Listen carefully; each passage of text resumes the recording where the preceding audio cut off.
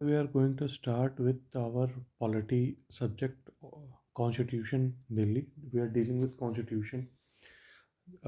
ये क्वेश्चन सारे में इम्पोर्टेंट हैं, चाहे वो यूपीएससी हो, चाहे वो स्टेट पीसीएस हो, चाहे वो अदर एग्जामिनेशन हो, चाहे एसएससी या एमसीआरई हो, सब में ही ये क्वेश्चंस इम्पोर्टेंट हैं और इसी में से क्वेश्चंस आएंगे।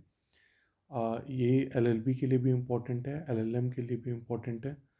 मतलब अदर वेरियस यूनिवर्सिटीज़, चाहे वो लखनऊ यूनिवर्सिटी हो, दिल्ली यूनिवर्सिटी हो, या अ, अ, गोरखपुर यूनिवर्सिटी हो, बीएचयू हो, इलाहाबाद यूनिवर्सिटी हो, सब में ही ये आएगा काम। इसमें मैंने अभी 100 क्वेश्चंस बनाए हुए हैं, जो कि अभी अ, और भी मैं इसकी सीरीज़ लाऊंगा पॉलिटी की। तो आज हम लोग इससे स्टार्ट करते हैं और ये बहुत इंपॉर्टेंट है। इनमें से कम ये मान के आप चलो कि 5 से 6 क्वेश्चन आने ही आने हैं। तो मैं स्टार्ट करने जा रहा हूँ। पहला क्वेश्चन है, हु पहला question, who is known as the father of the Indian constitution. तो ये डॉक्टर भीमराव अम्बेडकर हैं। Which part of the Indian constitution deals with the fundamental rights. तो ये पार्ट 3 होगा। पार्ट 3, जैसे पार्ट 2 जो हम लोग का है वो सिटीजन्स के साथ होता है, और पार्ट 4 जो हम लोग का है वो डायरेक्टिव डीपीएसपी के साथ होता है।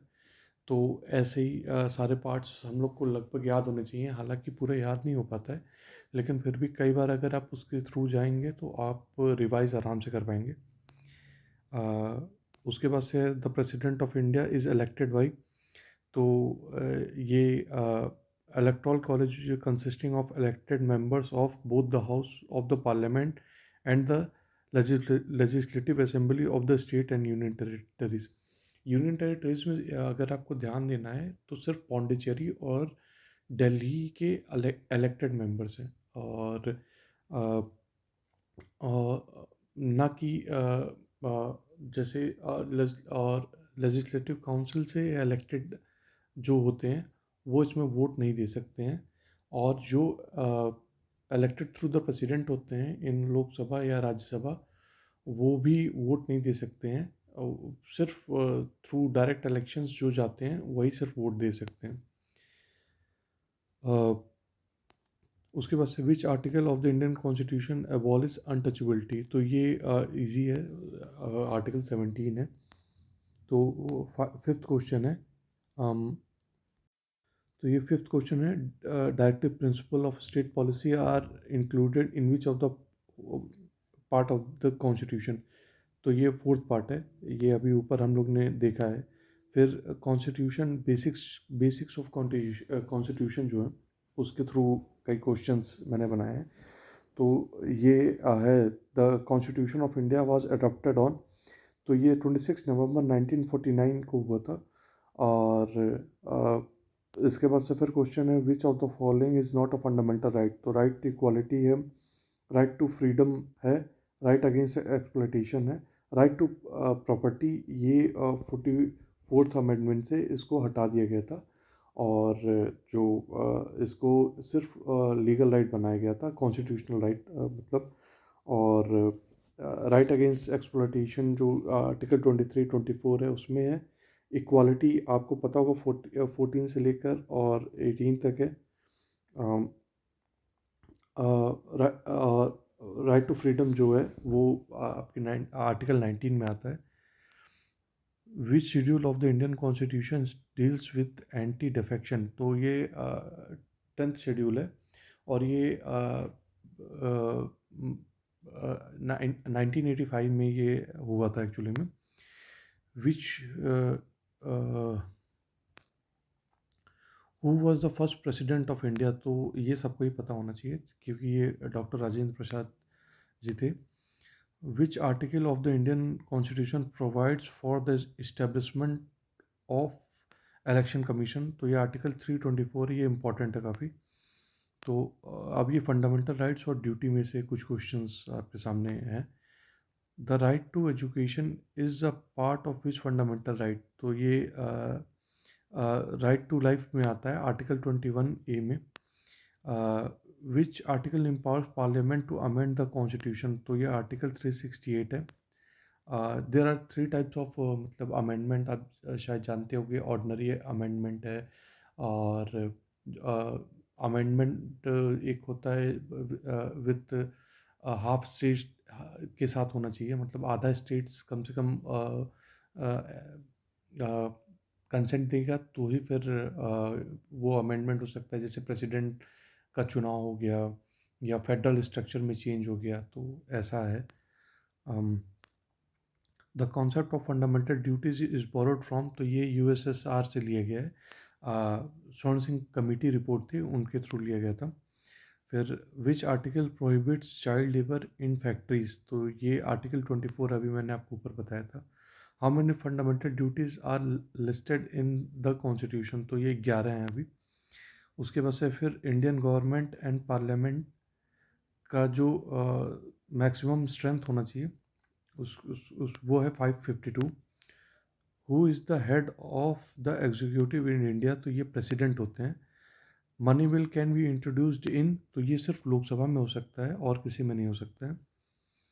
The vice president of India is elected by, तो ये electoral college consisting of members of both the houses of the parliament, Lok Sabha और राज्यसभा मतलब। Who has the power to dissolve Lok Sabha, तो ये प्रेसिडेंट ही कर सकते हैं। अब जुडिशरी से कुछ क्वेश्चन है। Supreme court of India was established in 1950। The concept of judicial review is in India is borrowed from USA. One article 137 में आप जुडिशियल रिव्यू को देख सकते हैं। What is the maximum age for a supreme court जज to hold office, तो ये 65 है, और 62 होगा हाई कोर्ट के अगर हाई कोर्ट के लिए देखा जाए तो। Which article of the Indian constitution deals with the advisory jurisdiction of supreme court, तो ये 143 है। इसमें जैसे प्रेसिडेंट किसी भी लीगल मैटर को सुप्रीम कोर्ट से पूछ सकता है, और इंटरनेशनल ट्रीटीज़ के बारे में पूछ सकते हैं। The concept of public interest litigation was introduced by India. Justice PN Bhagwati. Centre state relation के ऊपर अब कुछ क्वेश्चन हो जाते हैं। Which schedule of the Indian constitution list the distribution of power between the union and the state, तो ये 7th schedule है। इसमें 3 होते हैं, एक स्टेट लिस्ट होता है, एक सेंटर लिस्ट होता है, एक कॉन्करेंट लिस्ट होता है। फिर क्वेश्चन है कि which article provides for the establishment of inter state council, तो ये आर्टिकल 263 है। The term union of state is mentioned in which of the article, तो ये आर्टिकल 1 में है। Who appoints the governor of the state, तो ये president करते हैं, और उन्हीं के विल पे होता है, वो कभी हटा भी सकते हैं। In case of conflict between union and state laws on a subject in the concurrent list which laws prevails, तो ये सेंटर का हो सकता है, मतलब यूनियन लॉ का प्रिवेल होता है। अब मिक्स क्वेश्चन जो होंगे, which amendment is referred as the mini constitution, तो ये 42nd अमेंडमेंट है। जिस समय इंदिरा गांधी प्राइम मिनिस्टर थी इंडिया की, ये एमरजेंसी का टाइम था, उसी समय ये मैक्सिमम अमेंडमेंट हुए थे। जैसे स्वर्ण सिंह कमेटी के थ्रू जो हम लोग का फंडामेंटल ड्यूटीज़ आया था, उसके बाद से जो टेन्योर बढ़ा दिया गया था उस टाइम में, जो 5 ईयर का था वो 6 ईयर का कर दिया गया था जो लोकसभा का था, लेकिन वो 44th अमेंडमेंट में फिर वापस कर दिया गया था, रिवर्स कर दिया गया था। फिर विच अमेंडमेंट, ये तो हो गया। The term secular was added to the preamble by which of the following amendment, तो ये भी 42nd में ही हुआ था। तो the chief election commissioner holds office for a term of, तो ये 6 ईयर्स के लिए कर सकते हैं, और टिल द 65 ईयर्स, मतलब ये भी आपको बता दूं। The concept of single citizen in India is borrowed from, तो ये यूके से था।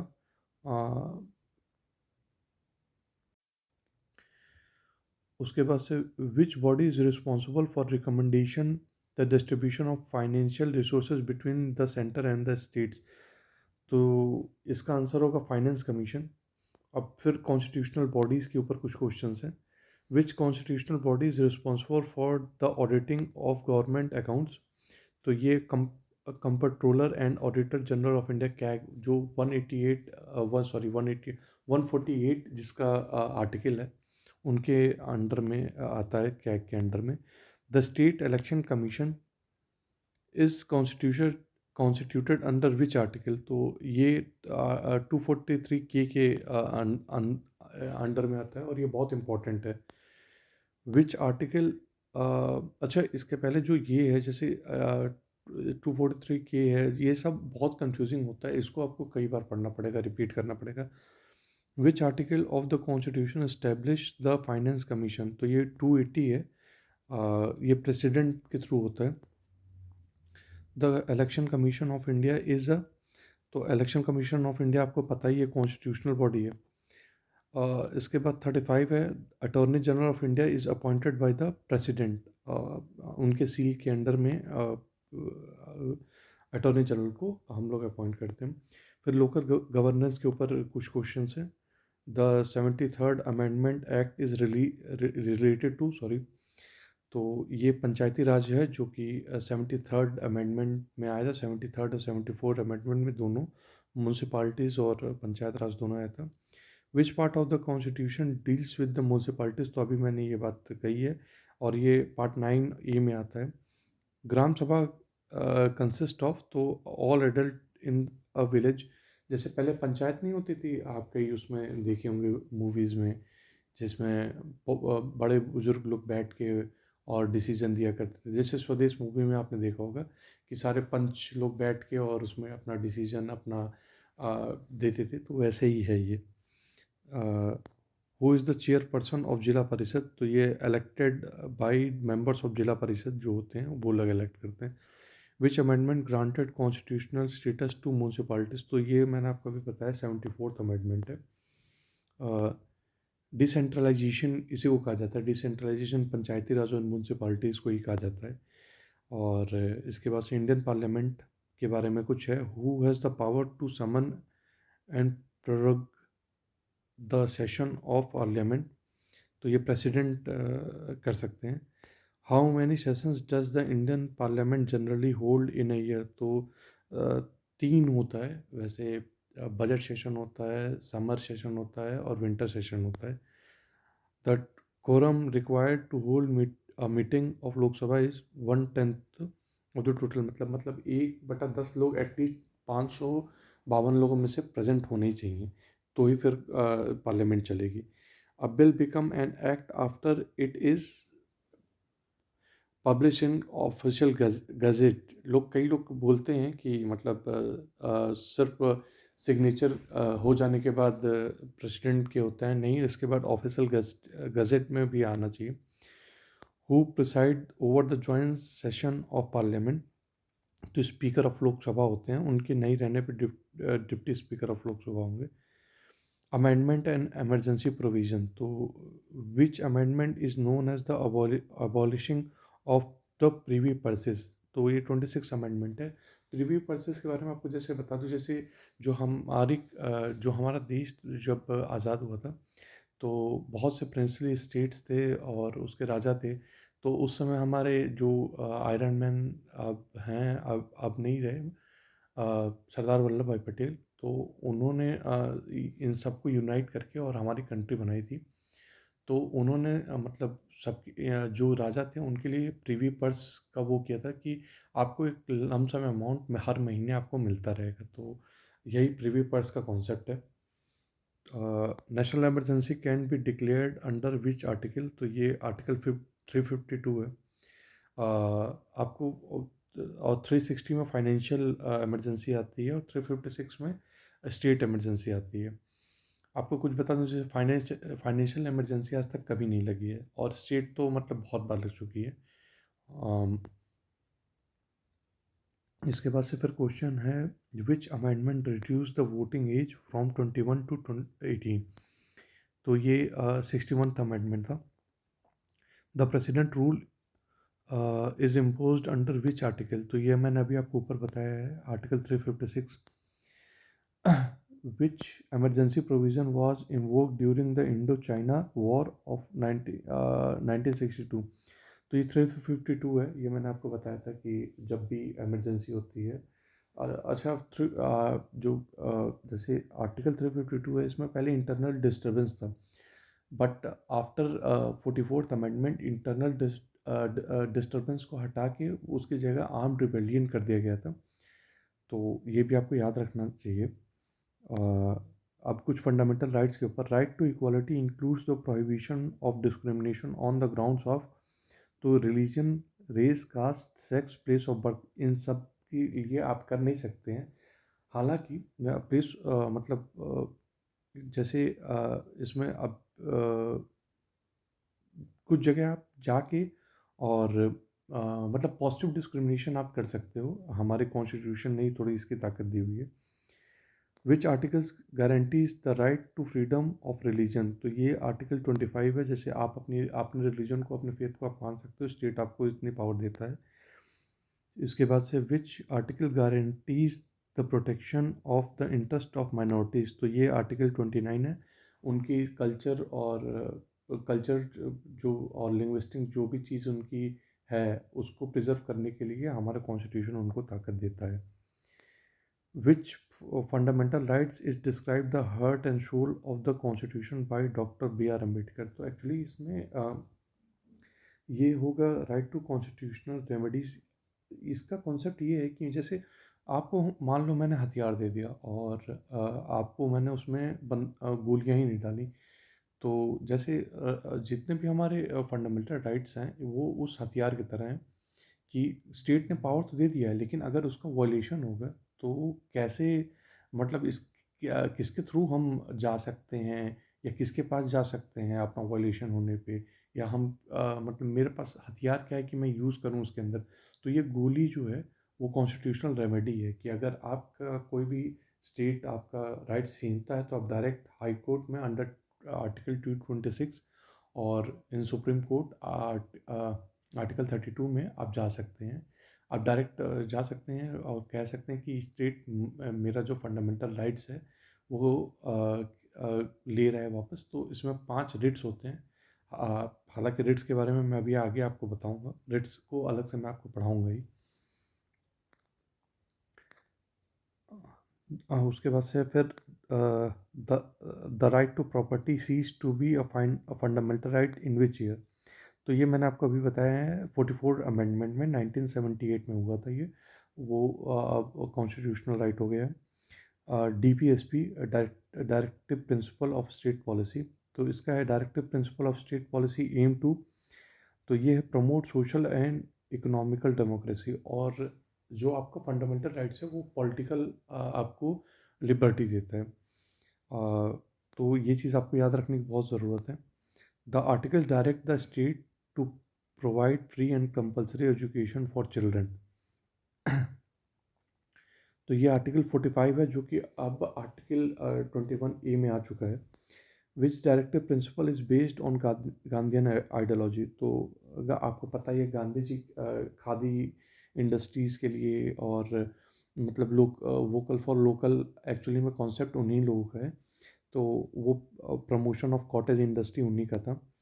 तो the principle of equal pay for equal work is in interest under, तो ये आर्टिकल 39 है कि जैसे इर्रिस्पेक्टिव ऑफ सेक्सेस, जैसे फॉर मेल फॉर फीमेल्स, अगर आप एक लेवल पे हैं तो आपको एक जैसा ही सैलरी मिलनी चाहिए, कोई डिस्क्रिमिनेशन नहीं होना चाहिए।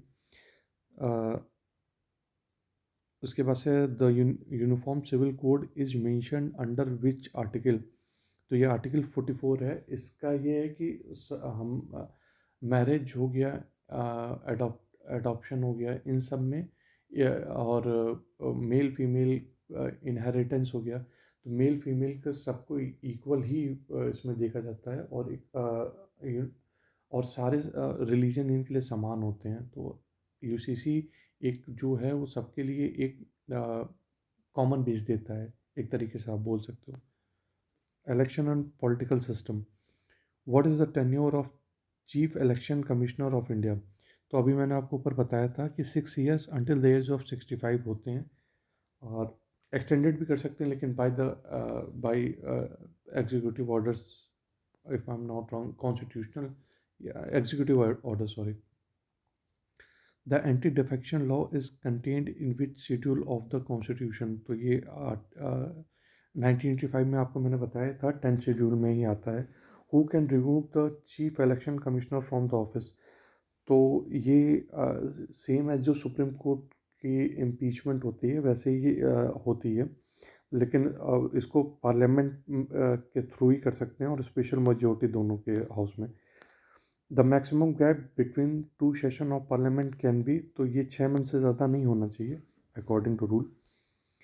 विच committee is referred to as the watch dog of public expenditure. तो ये पब्लिक अकाउंट्स कमेटी है, ये 1921 में ही आया था। और मतलब आज़ादी के पहले से है पब्लिक अकाउंट्स कमेटी। तो उसके बाद से फिर Indian federalism, who resolve dispute regarding the distribution of power between centre and state. तो ये सुप्रीम कोर्ट है, सुप्रीम कोर्ट के पास ओरिजिनल वो है, पावर है। Which article deals with the distribution of revenue between the centre and the state. तो ये article 280 है, मैंने आपको ऊपर बताया था। Which state in India has a separate constitution. तो अब पहले जम्मू कश्मीर था, लेकिन अब कोई भी नहीं रह गया, सब एक ही कॉन्स्टिट्यूशन के अंडर में आ गया। The residuary power are vested in the. तो ये सिर्फ यूनियन के पास होता है, स्टेट के पास नहीं होता है, बट यूएसए में ये स्टेट्स के पास होते हैं। Which amendment is related to the reorganisation of states on linguistic basis. तो ये 7th अमेंडमेंट हुआ था, और जो पहला स्टेट था वो आंध्र प्रदेश था। The first amendment to the Indian constitution was enacted in the year. तो ये 1951 में था, फर्स्ट अमेंडमेंट जो हुआ था, जो 9th शेड्यूल हम लोग का आया था। Which amendment reduce the voting age from 21 to 18। तो ये मैंने आपको ऊपर बताया 61 है। The 42nd amendment is also known as. तो ऊपर मैंने आपको बताया था कि इंदिरा गांधी के टाइम में आया था, और इसमें बहुत चेंजेस हुए थे, प्रियम्बल में चेंजेस हुए थे, टेन्योर में चेंजेस हुए थे। तो ये मिनी कॉन्स्टिट्यूशन कहलाता है। The 73rd and 74 amendment to the constitution deals with the. तो ये मैंने आपको बताया था कि पंचायती राज और अर्बन लोकल बॉडीज़ के बारे में था। Which amendment remove the right to property from the list of fundamental rights. तो ये आपका 44 अमेंडमेंट था। अब कुछ लैंडमार्क सुप्रीम कोर्ट केसेस जो हैं, the case that introduce the concept of basic structure doctrine. ये सब बहुत इंपॉर्टेंट है, एक्सट्रीमली इंपॉर्टेंट है, आप इसको ज़रूर याद रखिएगा। Kesavananda Bharati case versus state of Kerala in 1973, in which case was the right to privacy declared as a fundamental rights. तो ये Puttaswamy case versus union of India है, यह भी रिसेंट का, ये 2016-17 का है, यस।